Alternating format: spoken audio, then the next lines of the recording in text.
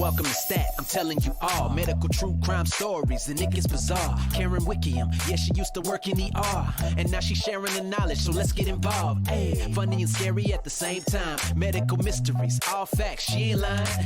So tune in to Stat if you dare, cause crazy things can happen anytime, anywhere. Yeah.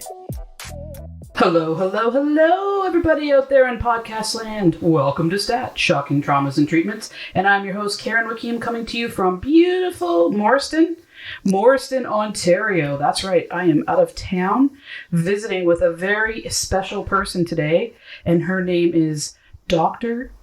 Sandra, Watzin. So we're welcoming Sandra to the show today because, well, she's a sister from another mister. Let's call you what, sister-in-law. That's what I say. Yeah, it works out. So it's Mary's brother's partner. There That's we go. Right, yeah. If you guys can unravel that, we'll leave that to you. So I was talking to Sandra, and we were saying that what would be so cool is to do an episode about pets, all of it, right? So, Sandra, why don't you introduce yourself and tell just a quick, more than what I said anyway. Absolutely. My name is Dr. Sandra Watzin, and I own a small animal veterinary practice in Waterdown, Ontario. That's just north of Burlington and Hamilton, between Guelph and the north end of Burlington. I've had that practice 25 years this year. We're celebrating 25 years. Really? I've been practicing for 30. Graduated in 1990 and from the University of Guelph and practiced small animal medicine since then.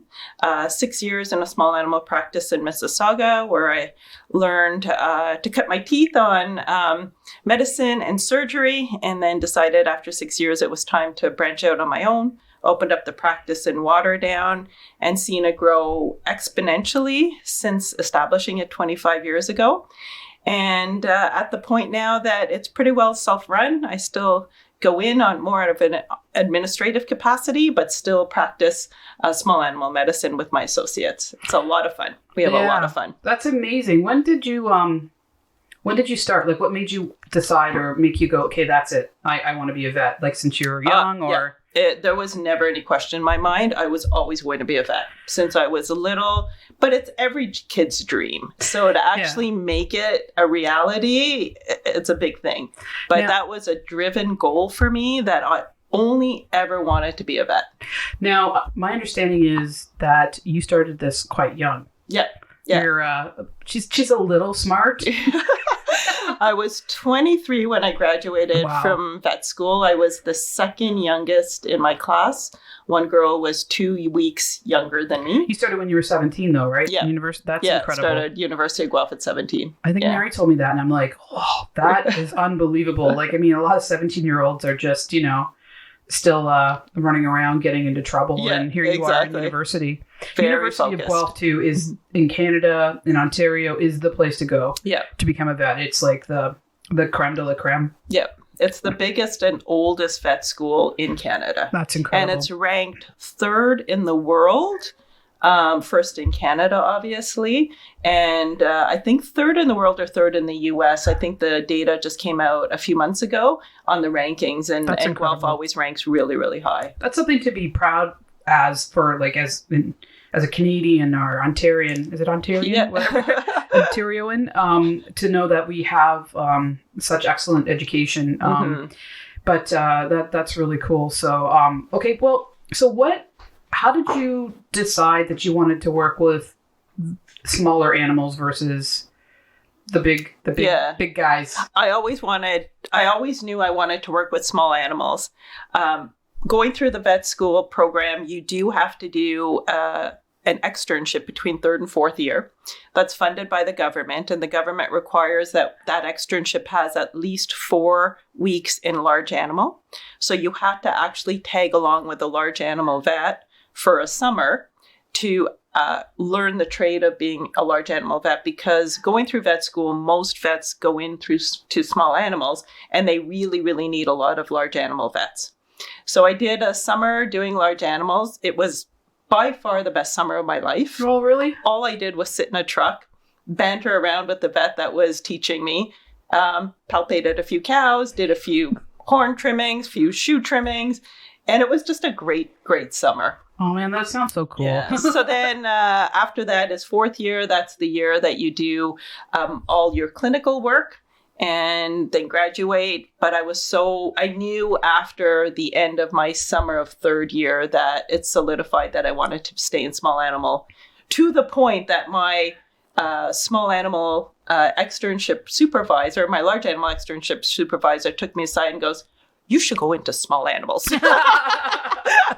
I'm like, I already figured that out. But anyway. So when you say small animals, we're talking about cats and dogs, any little creatures? Yeah, we call them pocket pets. Pocket pets are things like rats, hamsters, rodents. We also deal with rabbits. We just choose that that's going to be what we're going to deal with. We don't deal with avian or reptile by choice. And in Is that considered the exotics? They're considered exotics, yeah. And then also my practice is only licensed for small animals, which means I cannot practice on large animals. I don't practice with cows, pigs, horses, sheep, llamas, etc. All those. So, okay. Follow through with me on this one. I'm not trying to be a dick, okay? It pisses me off. Some people say, talking about doctors, and I say, vets are some of the smartest doctors out there. Mm-hmm. They can't even hold a candle to, say, like a GP, because this is my opinion, because you have to know, not just, okay, you got humans and we're pretty much the same, right? Yeah. But cats are different than dogs and different creatures. So Yeah. you need to know all these animals, how their systems work. Exactly. Yeah. So, and then you see on the shows, it's like, is there a doctor on the plane? Well, no, there's a vet. And I'd be like, I'll take the fucking vet over the doctor. Definitely. As veterinarians, at least I'm not saying you're disrespected, but I think some people don't realize the level of education, knowledge, and just scientific biology, anatomy, physiology, anatomy that you need to understand. I mean, me being a nurse, I mean, I can't possibly understand what you know, but I can respect that you have to have like a huge knowledge. Yeah. Right? I think that tide has changed. I think people don't come to me anymore and say, "Oh, you're not a real doctor." Back 30 years ago, we were not real doctors. But now I think, especially with the One Health movement, understanding that animals and people are interrelated, mm-hmm. and learning and working together with both the human healthcare system and the animal healthcare system, we can learn a lot from each other. Absolutely. So that One Health movement, I think, has really changed the outlook of what veterinarians are. I don't feel disrespected. Good. I feel that when I go and if I'm getting any kind of medical procedure, diagnostic procedure, I just say I'm a vet, and the tone changes. They don't talk so much down to you. They talk with you. Yeah, they talk to my level because they understand that we understand it. Yeah. So I don't feel, I think 30 years has made a difference in the paradigm shift of understanding veterinarians and their roles with animals. And especially if you own a pet and you understand what we do on a day-to-day basis and the challenges we face, I don't think people think of us as not doctors anymore. Yeah, dear. What you guys do, like I said, I like as much as respect as I can give, I'm giving it because mm-hmm. I understand as best as I can. Yep. That your education, your knowledge, your smarts, and like I said, if it wasn't an apocalypse, I'd rather have a vet with me. Well. And to speak to your previous point, what I'm saying? It's like there's in so many ways. It's like I just think and vets I think are a lot more kind to their patients than some doctors. We can be quite empathetic, especially if you realize the fact that we're dealing with a patient that can't speak. Mm-hmm. It's the same as pediatricians dealing with children that can't necessarily verbalize what their concerns are. Well, I worked in peds for many years, and that's so true, is that you have to know how to read them. You have to know, you have to pay attention. You have to see all these signs that maybe some people wouldn't notice. But more importantly, we have to know the right questions to ask the owners to get the information we need. So it's not, is he vomiting, but how many times has he vomited in this period of time?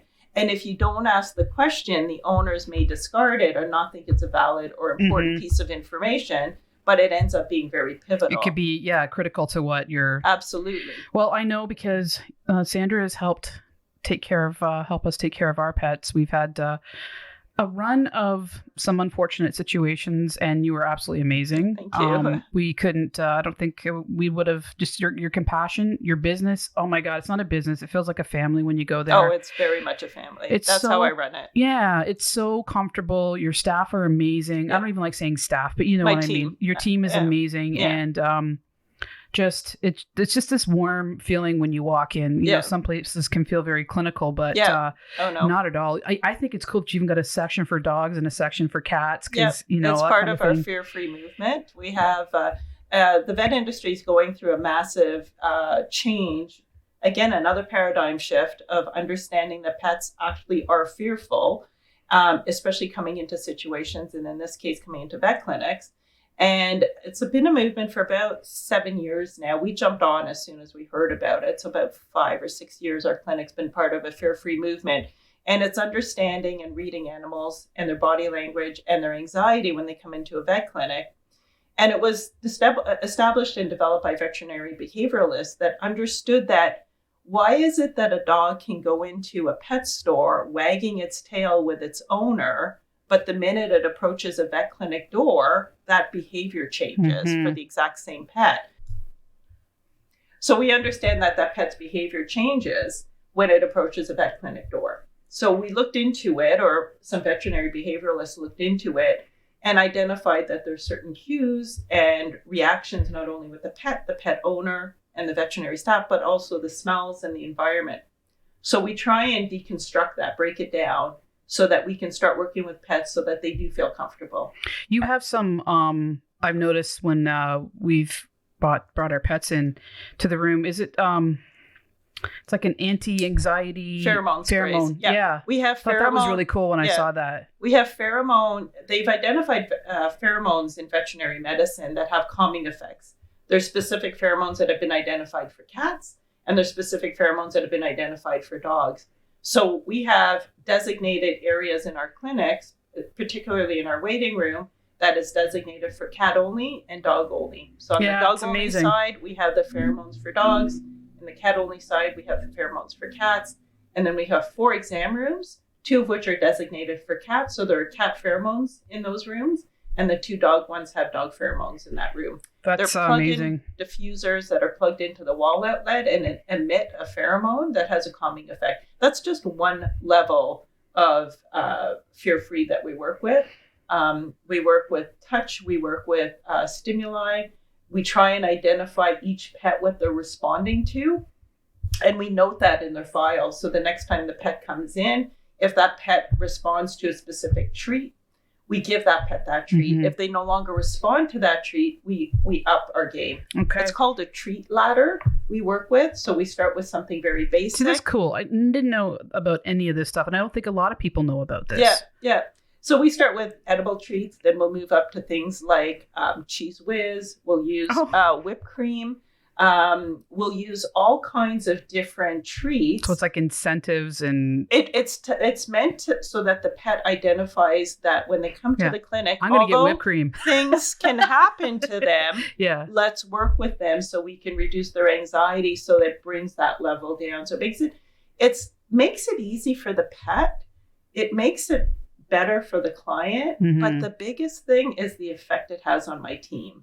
Yeah. People don't want to sit on a dog to trim its nails. Yes. And if we can figure out a way to treat that particular dog's nails with the least amount of anxiety, whether it's treats, whether it's touch, in some cases, we send clients home with what are called PVPs, so pre-veterinary visit pharmaceuticals. Okay. So we'll give them something to give. So if we've identified a pet that has a really high anxiety level, that treats don't work, touch doesn't work, nothing works. So we'll send that pet home with anti-anxiety medication to give prior to visit. So it just takes it down a step. Sometimes that doesn't work. Some pets, especially some dogs that can be very aggressive, we can identify those pets. We try the PVPs. If it doesn't work, the owners are already informed that when that pet comes in, it's going to be given an injection to sedate it. And we take that anxiety off the pet and off the team members, because we don't want 3 people lying on a chihuahua just to trim its nails. Yeah, absolutely. And so in the past, that's what we did to get the job done. Now we're taking a step back. Sometimes we'll send the pet home. It'll come in for a nail trim. We'll say, you know what?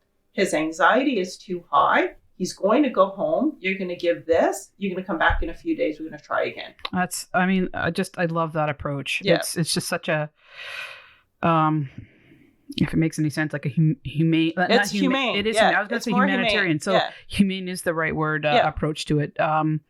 Because, some of the things I was thinking, like, they would pick up on smell. They would pick up on like that white coat syndrome coming from the owners. Yeah, some pets actually have on their emotional profile, do not wear a white coat. Yeah. Because they have identified that pet. When I walk into a room with a white coat, that pet reacts differently than if I walk in with a blue surgical scrub. Even our surgical scrubs are the color that have been identified as fear-free. Really? So they're light what color is that? It's light blue in color.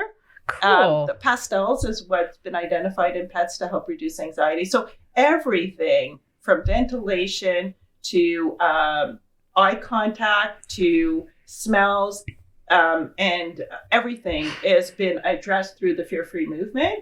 And we follow that doctrine. That's incredible.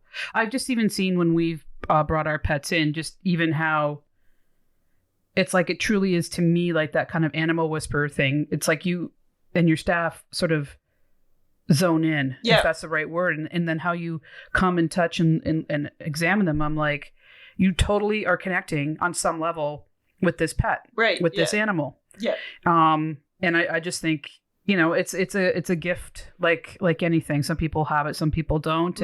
But I mean, you're so invested into this, like you said, the as comfortable an environment as possible for the animals. And I just think that's amazing. And fear-free is the movement that's, like I said, started in the US. But what I really like about them as well is that they have 2 websites, one for veterinarians to help educate, but there's a whole fear-free website just for pet owners. And it talks about everything you want to learn about your pet, how to trim its nails without it being anxious, how to properly, house train a dog, how to properly discipline, etc. Everything has been designed through the fear-free, and it's a multitude of veterinary behavioral professionals that are behavioral specialists that have designed and produced this amazing program. We're the 3rd clinic in Canada and the 2nd clinic on Ontario to be certified as a fear-free practice. Wow, congratulations. That's amazing. Yeah. I just think it's absolutely incredible, the knowledge, the attention that's been put toward. I mean, these are little creatures, little beings that deserve the best that can be given. And I know that I feel very fortunate that we are able to, it's like night and day, let's just say, from different places I've gone into. Not that they were unkind, but it was very different. The one cat I brought in, he Meatball. Yeah. There was fireworks on New Year's, and it really, really got him in bad shape. I remember we took him to him. He ended up with a bladder. Inflammatory, idiopathic cystitis. Yeah. Yeah. So he was really, he was so anxious. It really, they're very stressed. It traumatized him. Oh, yeah. And then, of course, he got better. And then you suggested this food that has it's good for the bladder, the kidneys, urinary health. It helps improve urinary health, but it also has a calming effect on it. And it's, you know what, I can tell you, we've noticed a huge difference. Yeah. Things that used to be, because I mean, we live in an apartment, so there's lots of banging. We live by a highway. Right. Yeah. We've got some idiot neighbors that are loud and ridiculous and slam their doors. And before, he would be gone. Yeah. Now he's cautious and, aware, but he's nowhere near to what he used to be. And it's had enough. We feed all the cats it now. Yep. And so we just think like all in all, it's just been amazing that just behavioral difference. Yeah. And the nice thing about that diet, it's not a medicated diet, it's a prescription diet. Yeah. But it can't have medication in it, or otherwise you wouldn't be able to sell it as pet food. Yeah. But what it has in it is natural ingredients that have been identified even in humans to have calming effects. Mm-hmm. So number one is casein. Casein is what's found in milk. So when people say drink warm milk to go to bed, to go to sleep, that's what casein does. And it has tryptophan, which is found in turkey. So we know when we have a turkey dinner, we get tired. Or comatose on the couch.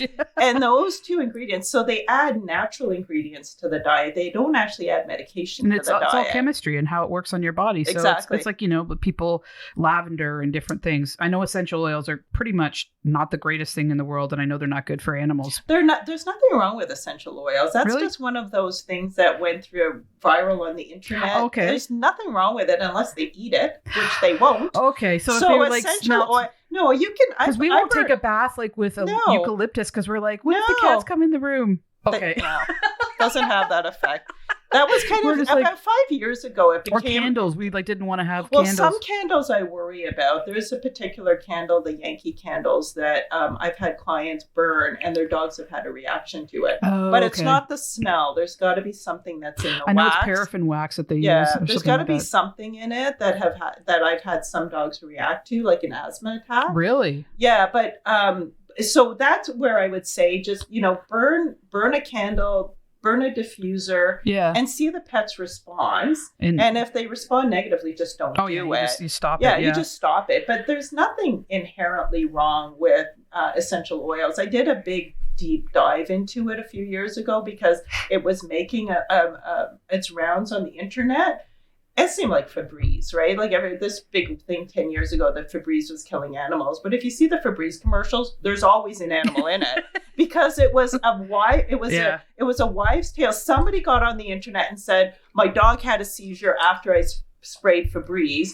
Well, guess what? Your dog was probably going to have a seizure whether you sprayed Febreze or not. It's like, don't get a vaccine in the middle of a pandemic because you know what? It may cause... They inject little microprocessors in it that's going to reprogram your brain. Well, clearly I've got a microchip in me now. I know, exactly. There you go. I didn't have to put my tinfoil hat on exactly. But that's the type of thing. So if you see Febreze commercials with a dog in it, it's meant to say, you know what, that's okay. Bullshit. Because they can get a lot of shit if they were doing that. And there's nothing wrong with essential oils. I have essential oils in my house. Okay. I burn them all the time. My pets don't care. Now I want to move on to some. You guys, there might be a little bit of feedback when I do this. I'm going to try to fix it. Electronics can be brutal. Because I want to ask Sandra some of the questions I put out to the Facebook group. Where'd it go? Okay, well, let's start with one of them.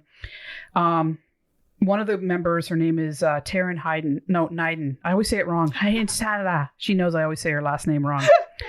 Okay, so you have to understand the people in the Facebook group are some of the best people that I know. I've got friends that I've never met. But I can call them friends. Oh, wow. Just because we've connected on the group and we talk outside of the group. One of my favorite people in the world is Lorraine. Hi, Lorraine. She is administrator on my Facebook group, and she's incredible. But there's a lot of people that I just absolutely love, and they're funny. Uh-huh. Like, these are just heartwarming, loving, compassionate, and completely goofy people. So you have to understand some of, and I know you are too. So you have to understand. That's right in my wheelhouse.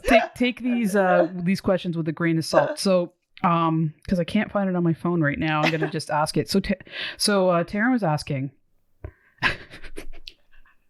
She said, "Why are anal glands a thing?" That's a really good question. She's like, that's a good question. Okay. So anal glands. I think she was being funny, but I think she really wants to know. No, but pretty well every mammal, I think, pretty well every mammal, and humans, I think hemorrhoids are a vestigial organ of the anal glands. But anyway, anal glands are used. Is that like our tail that we used to have? Yeah, exactly. I think the anal gland disappeared, and then we just have hemorrhoids. So, just saying. Well, at least they don't really stink anymore. You hope. Well, maybe. So anal glands, let me explain to you what anal glands are. Anal glands are 2 glands located just inside the rectum at the 4 o'clock and 8 o'clock position if you were looking at the back end of a dog with the tail raised up. Dogs and cats both have it. And I'm not sure what other mammals have it, but anyway, it's used for marking territory. So when a pet defecates, they release a little bit of this anal gland material on the fecal matter, and it's used to mark territory. So it's like when they urinate as well. So it's just another way to... It doesn't come out when they urinate. It comes out when cats spray. Spray. There's a difference. Okay, can you explain that? Because all right. So anal glands in dogs, when a dog defecates, if you watch a dog, especially a large breed dog, because you can watch it posturing to defecate, at the end of a bowel movement, you'll see 1 or 2 drops dropping out. That's the anal gland fluid. And it's used to mark that fecal matter with that pet's scent. So that's like, Bruce, the dog named Bruce. I always want a dog name. My next dog, is if it's a boy, I'm naming him Bruce. I love that name for a dog. I really love that name. Yeah. So Bruce is saying, I live here. Yeah. And this is my territory. Yeah. Okay. So they secrete the anal glands, which is a normal function. What happens, though, I think, with our domestication process, some animals have the muscles that contract the anal glands may be weakened. Okay. Or if they don't release them on a regular basis, that anal fluid, instead of being liquid, becomes more toothpastey. And so what happens is they get obstructed. I don't know how you deal with that. So they get a little bit thickened. So they get a little bit thickened, and so sometimes they can't express it. And the clinical sign we see is the dog starts to scoot. So it starts scooting its butt, and if it does a scoot, like Carson scoots all the time. I love that word. After he's out there doing the boot scoot boogie. So when dogs do scoot, it might mean that their anal glands are full. Carson, my dog, scoots after every bowel movement. I think it's just his way of cleaning his butt. But if it happens for several days and the dog is continuously scooting or starting to lick at the area, it's a sign that anal gland is impacted. And so it's a matter of just bringing it to a vet. And groomers can do this as well, where they just squeeze and express the glands. So we empty them in a sense, and then we just wait and see what happens next. Happens. Oh, yeah. Okay. Well, there's the story of the anal gland and why it's a thing. And cats, for spraying, will spray. So cats that are intact. So it's not. It's coming out of a different spot. So cats that are intact will spray to mark territory, and what they do is actually release from 2 sites. Okay. They're releasing the urine, and they're releasing the anal gland at the same time. Oh. So they spray they spray on a vertical surface. Okay. And when they spray on a vertical surface, it's marking territory. As opposed to a cat that urinates, a cat that's actually just urinating is urinating on a horizontal surface.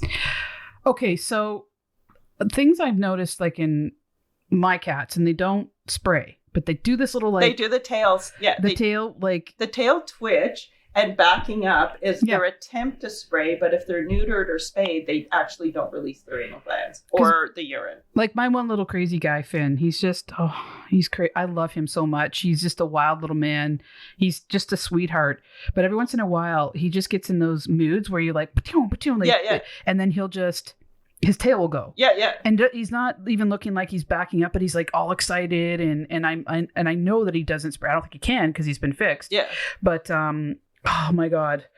So for a little while, I'm like, oh my God, is he spraying? No, but he probably won't. He's just excited. Yeah. Okay. And my cats do, like, if they see something that really triggers them, they'll either twitch their tail or sometimes they'll chatter. Yeah, that's cool. And they get their little looks like the rattlesnake going. Exactly. Okay, we have another question here. There's the feedback from the phone. Okay. This is from Lorraine. Remember? Hi, Lorraine. Hi, Lorraine. My dog Penny used to eat grass very often.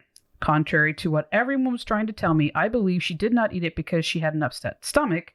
So does this mean she was half bovine?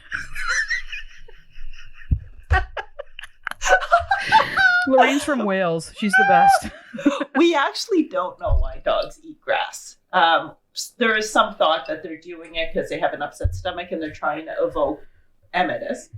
Mm-hmm. And most likely, I do definitely see animals that have upset stomachs that go to eat grass.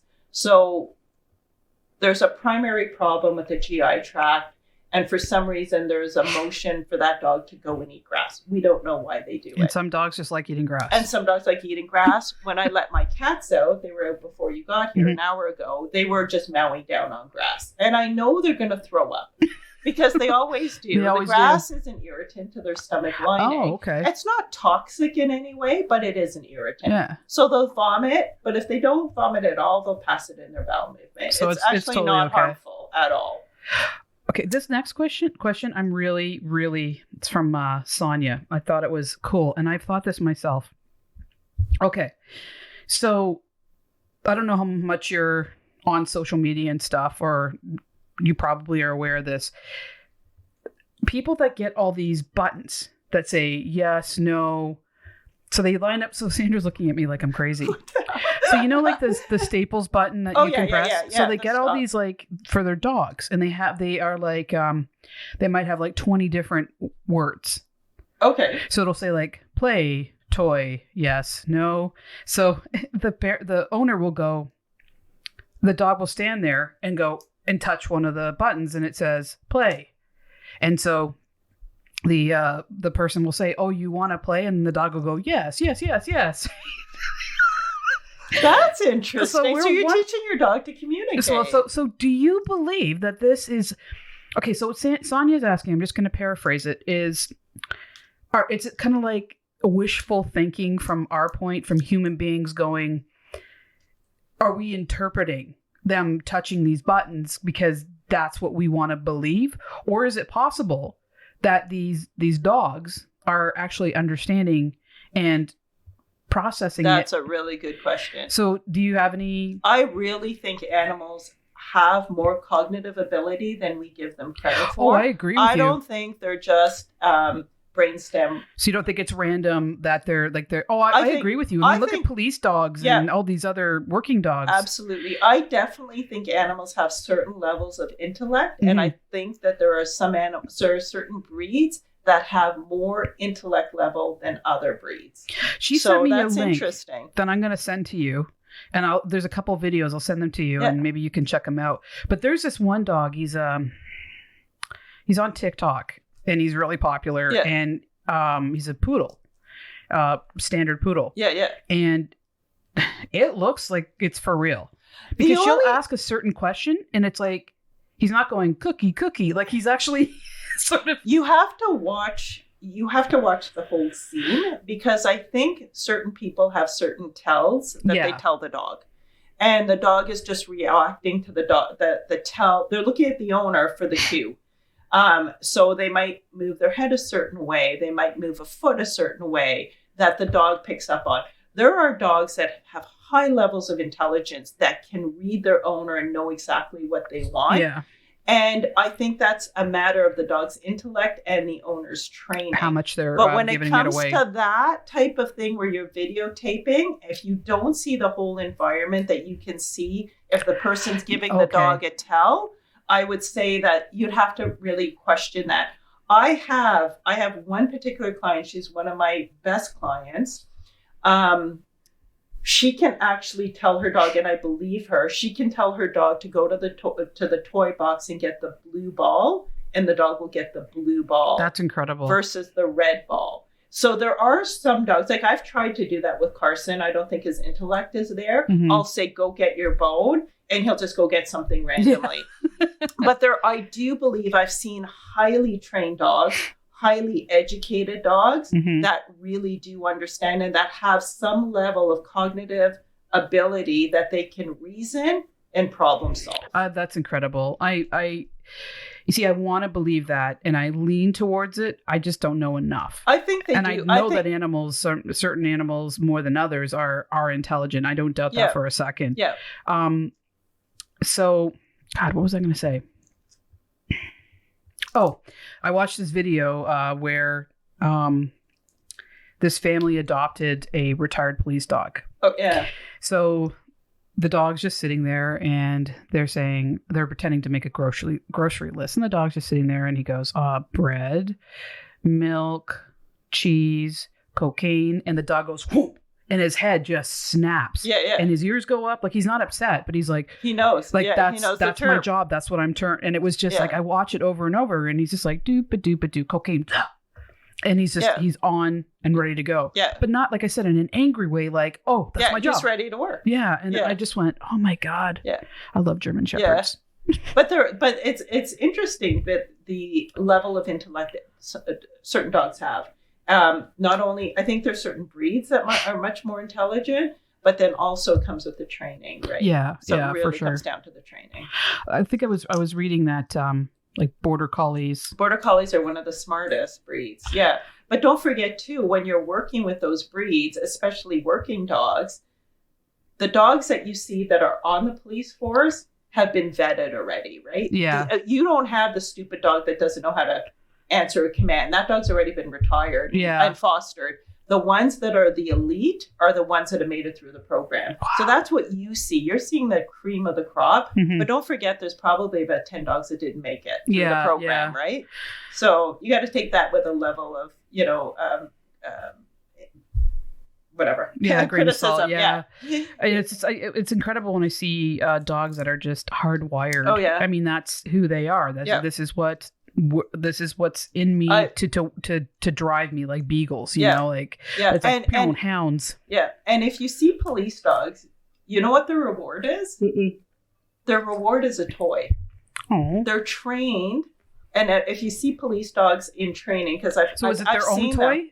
Yeah. So they get their toy to play with. Yeah. That's what their drive is their toy. So with police dog training, they train to the point that the dog it's not like a steak, right? No, it's not a steak. It's a toy. Here's your raw steak. And that toy is usually kept with the police officer. Oh. And their reward is when they do what they're supposed to, they get their toy. That's incredible. And it's incredible the level of training that these dogs go through. These working dogs, it's amazing.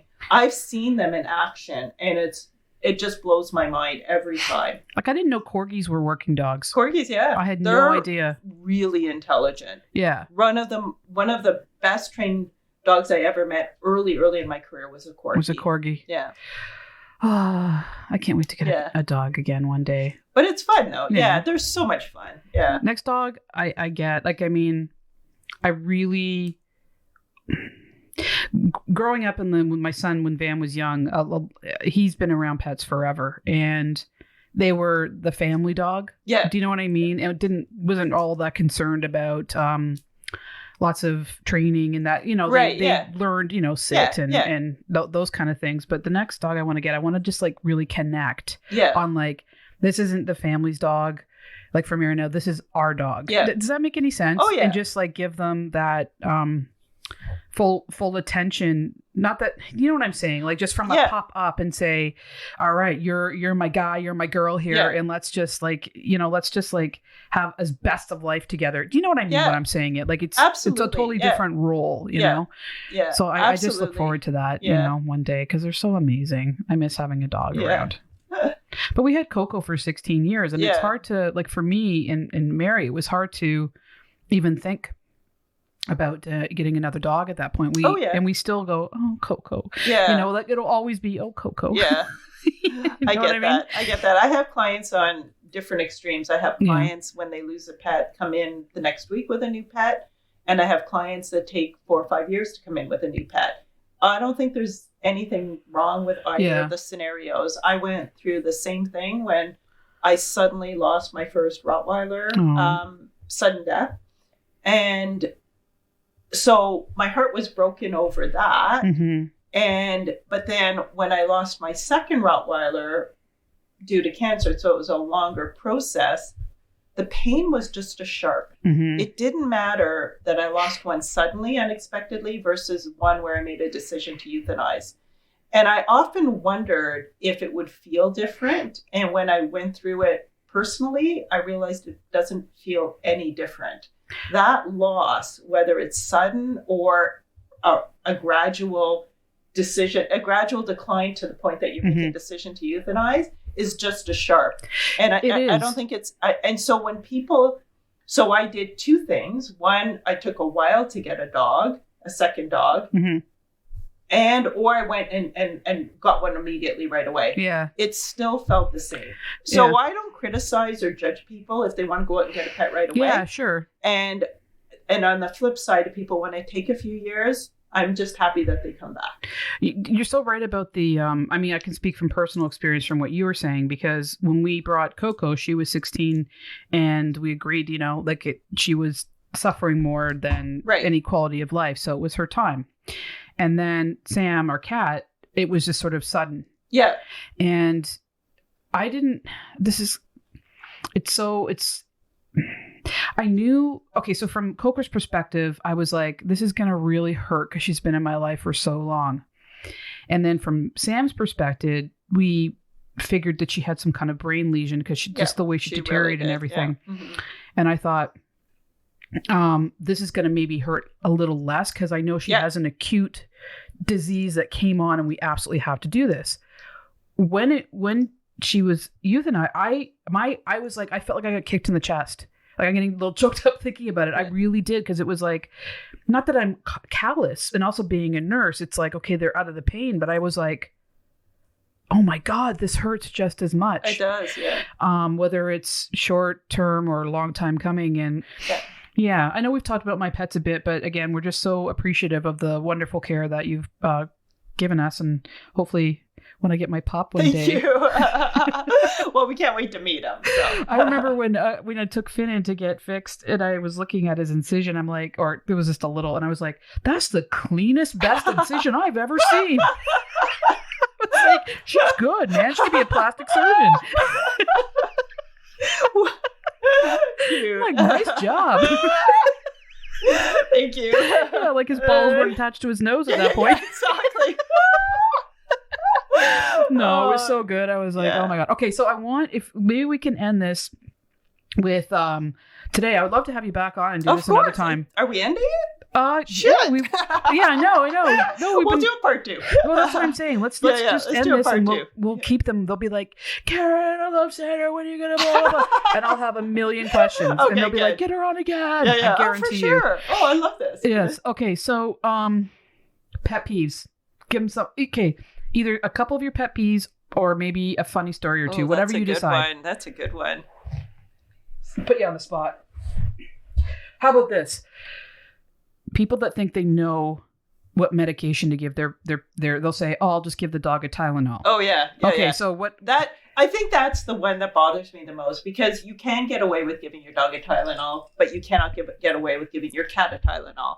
Tylenol is very toxic to cats. Their blood actually turns brown. So when we do a blood draw and it's brown, it's like, that's a Tylenol toxicity because it changes the hemoglobin. Holy shit. So cats have a slightly different liver. Their metabolism in their liver is slightly different. So there's a lot of drugs we can use simultaneously in cats and dogs and humans, but there's a lot we can't in cats. So I think that's what annoys me. People think that they can treat the animal at home. Yeah. I mean, I think one of the hardest. Like if they get a bee sting, if they're okay and their throat and their airways intact, you could put something to help soothe it at home. Or you can get Benadryl. Like that's pretty, easy. But I think where that hit home is when people try and self-medicate, is when I had a physician self-medicate his dog for pain and use naproxen, and he killed the dog. Oh my God. Don't use naproxen in dogs. And see, that kind of arrogance and irresponsibility, that's what upsets me. Makes me insane. You killed your dog because why? Because no, you didn't go out to say I'm going to kill my dog, but you have this irresponsible arrogance that I've got this handled. You can't.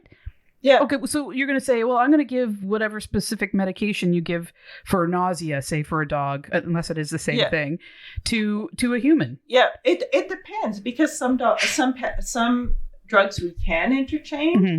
Dosages can be different though too. It's by weight, right? It's by weight. Mm-hmm. But I don't know, with people, they just use a generic dose for everything. But in people, up until a certain age and certain weight, and so in children, it's like all drugs are by weight. Yeah. Until they hit a certain weight or age, depending on the drug and their their metabolism, because like what people don't understand that with children that have cancer that get chemo, they get sometimes 4 times the amount that an adult can handle because it's because their livers and their kidneys and all of that are just they're healthy and fresh and they can take it where we can't. So so up until a certain passing age, you can say, okay, well, you can give that, 325 of Tylenol. Yeah. Before it was like, 100 milligrams or whatever. So it's the same with pets, right? Yeah. With pets, it's all weight-based. Yeah. So we do everything that's weight-based. So we calculate all our drugs that way. So I think that's my biggest pet peeve. I don't mind people going on the internet. I don't mind people coming already with information. Yeah. But where I have trouble with, I think, is deconstructing some tales that people learn. And I think I have to say my biggest pet peeve is dealing with clients that have come from the breeder. So they just bought their dog. The breeder says, you have to feed this food for my warranty to be effective. And I'm like, why? Why is a warranty tied to the food that you're recommending? And most of the times you're recommending crap. So and what's the incentive from the breeder? Are they getting like... I don't know. I don't know if they have an agreement with the pet food industry. I just have a problem with a warranty attached to a being, though. I get it. I have a trouble with a warranty, period. Because that's what I mean. Like, how do you attach a warranty to a living creature? Well, if you read the warranty... Because they're family. But what does the warranty say? I don't know. The warranty says if this dog has a genetic defect, you are to return the dog. Not, I will give you your money back. Not, I will pay for your vet bills. Return the dog. Well, I had a client 2 weeks ago that came in with a dog it was a puppy. It was an 8-week-old puppy. And it was dribbling urine all the time. It likely has an ectopic ureter. Oh, she had the dog for 1 day. I got on the phone with her because we're curbside, so I never saw the client. And I said, take this dog back to the breeder immediately. Yeah. Before you get attached. Yeah. She was already attached. She was already attached to the dog and now spending thousands of dollars for a dog with a genetic condition that the breeder did not identify, never should have sold her the dog. And now she's into thousands of dollars of diagnostics and surgical treatment for a dog she had for 1 day. And that is what upsets me. If you're meeting the pup and you ahead of time that's the puppy you picked and you're watching it grow and you look excited to meeting them and then you get them. I can see how that attachment can be. It's happened even before. In this case, it wasn't even that. The lady went to this breeder. And she fell in love. Fell in love with a dog she saw, liked it, brought it home. And oh, by the way, the dog's dribbling all the time. That's a problem. A dog should not be dribbling all the time. My friend Laura, she lives out in BC. She breeds Rottweilers. And her dogs are elite dogs. Wow. And she, in fact, I think she said she was ahead of the Rottweiler, I don't know, Kennel Club or something like that. And she... I might need to talk to her. Yeah, okay. My ex-husband needs another dog, so he wants a Rottweiler. Yeah, no, she breeds Rottweilers and Italian Greyhounds. Oh, wow. I often see that there's like a bigger dog and a smaller dog. But what she showed me was every test that she puts her dogs through ahead of time, physical, genetic, all of them. Yeah. And it's extensive. It's extensive. And I was so impressed because I wouldn't even have known. Yeah. I mean, half of that. And should I know? I don't know. Or should I just trust? I don't know. But after talking to her, I was like, wow, this is pretty incredible. Like, read down to every little thing that can be, I guess, inherited or whatever. Yeah. And she knows the lines of her dogs going. And I was just like, it's amazing. Yeah. So, I mean, I'll leave you her name and stuff like that. But, and she has all the info and the pedigree and all that kind of stuff. Yeah. But I didn't even know half the stuff she showed me, like for heart and hips and joint and this and that. And I'm like, that's impressive. It's very impressive. So that's what you want when you're going to a breeder. You want to know that they know the breed and that they're doing all these tests ahead of time. Yeah. Or they won't breed the dog if they have even one little thing off. Exactly. Yeah. Breeding out some of the inherent defects as well. So I thought that was pretty cool. And oh my God, her one her dogs are just to die for. They're gorgeous. I love. I'm like, why are you living in BC? Yeah. I want to come visit you, and I want to like roll around the dog on the ground with your dogs. I love Rottweilers. Okay, do you have any crazy funny stories you want to tell, or do you want to? We can leave that for next time, or something that comes up. Crazy funny stories. I'll have to think about that. We're always laughing at the clinic. Yeah. We have crazy stuff that happens all the time. I'll have to think about that. I know one. when you were asked to say something, think of something like I can't think of anything. And as soon as we're done, exactly you'll remember. But we have a lot of fun at the clinic. We really have exceptional clients. Some clients not so much, but you take the good with the bad. Have you ever turned away a client? Always. Good. Like, yeah, so what we fire clients all the time. Good, because is it because they mistreat their animals or because they're jerks? No, we fire clients because the number one reason I fire a client is if they're disrespectful to my team. Oh, that's right. The number That's amazing. That's the number one reason I fire a client. I fired one last week because they were disrespectful to my team. See, I'm so sick of this. The customers always write bullshit. No, yeah. Well, I mean, customers are usually. I mean, we take that philosophy. We start with that. Customers not when it comes to abusive behavior. When you're abusive to my team, and it's just crazy stuff that they expect. But you know what? That's very infrequent. Or we'll. We do report a lot of clients to the Humane Society for neglect. Yeah. And so obviously you lose them as clients, but you don't want them as a client anymore. But so I mean, what you do is correct me if I'm wrong, is yes, it's a business, but it's also love. Oh yeah. Like these aren't just like this is what I see is that your passion and compassion for your patients, quote unquote, is like evident in everything that you do, but it is a business as well. Yeah. But I don't think you can do one without the other. Mm-hmm. Like these are just like, cars that you're bringing in to tune up, right? Yeah. Well, I've always practiced where my philosophy is I offer the best and the success of the business will be built on that. So it's always, it's always offer the best, do the most, try and do as much as we can for a patient.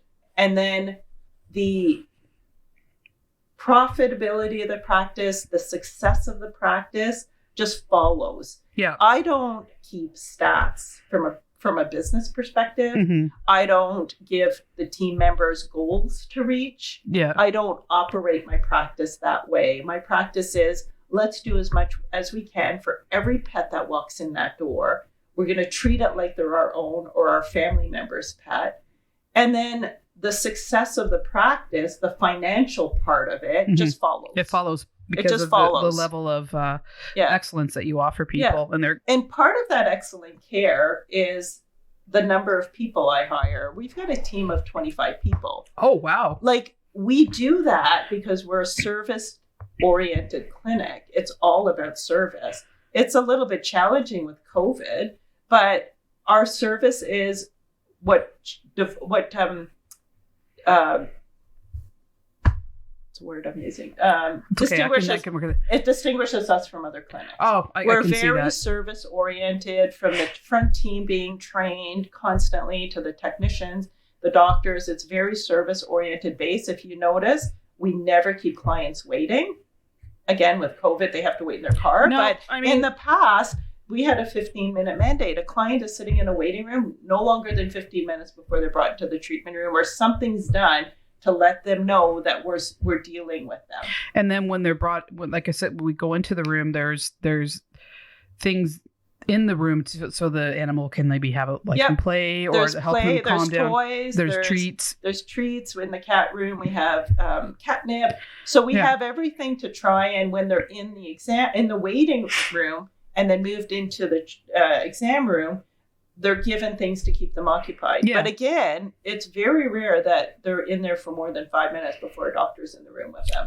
That's incredible. Yeah. It's funny when I think I'm a pretty good judge of character, and there's a lot of people that I don't like.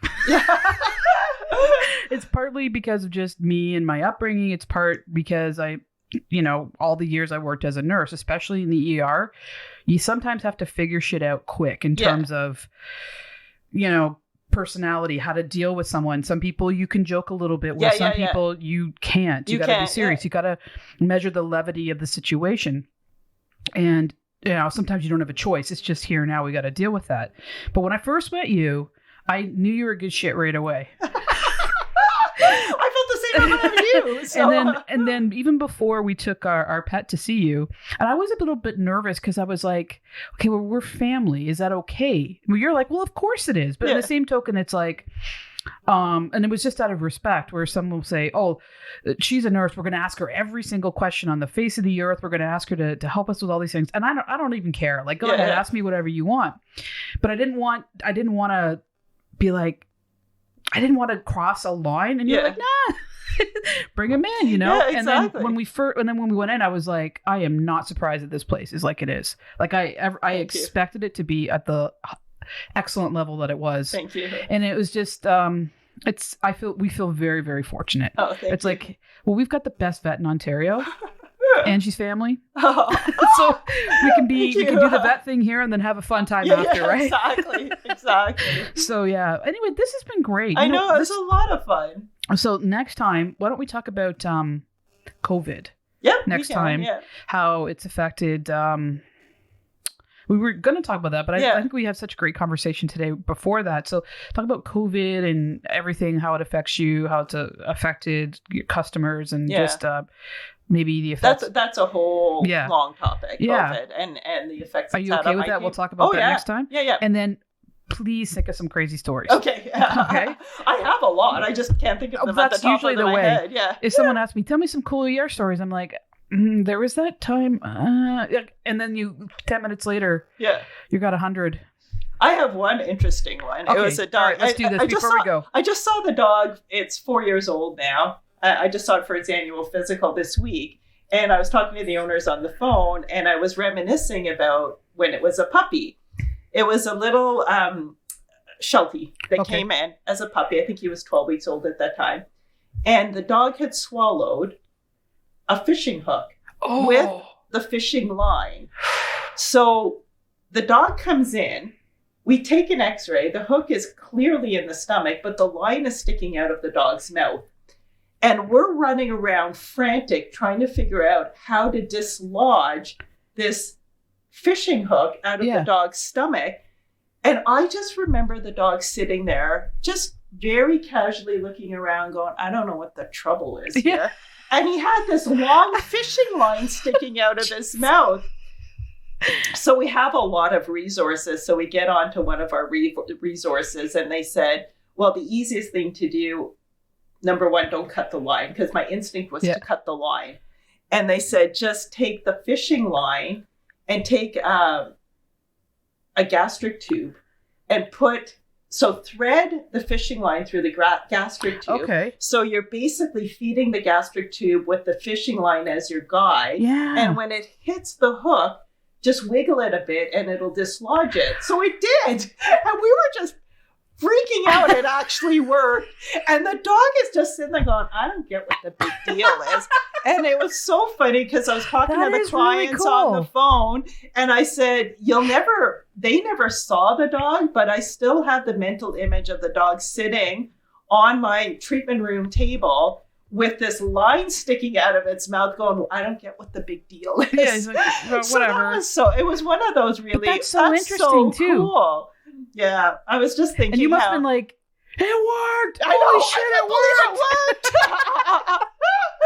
But it's so awesome practicing now because we have the resources. We have these. Would that have been a surgery before? Probably. Yeah. I would have, 25 years ago, I would have taken that dog to surgery.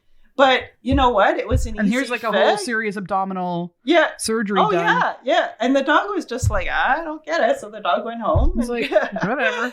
That's kind of the cool stuff. Like, I keep saying I love practicing now than even 30 years ago. Because 30 years ago, we didn't have access to ultrasound. If we wanted something ultrasound, we had to send it to the university. And now we have traveling ultrasonographers. We have traveling dentists. We have traveling cardiologists. We have traveling surgeons. We have traveling. That's amazing. Yeah. So now there's so much we can do in private practice now. It's incredible. Yeah, it's so much fun. It's a lot of fun practicing. Because you have so much at your fingertips now, right? Yeah. I mean, you've got an incredible practice that reflects who you are as a person. Thank you. Right? So slime balls have slime ball practices.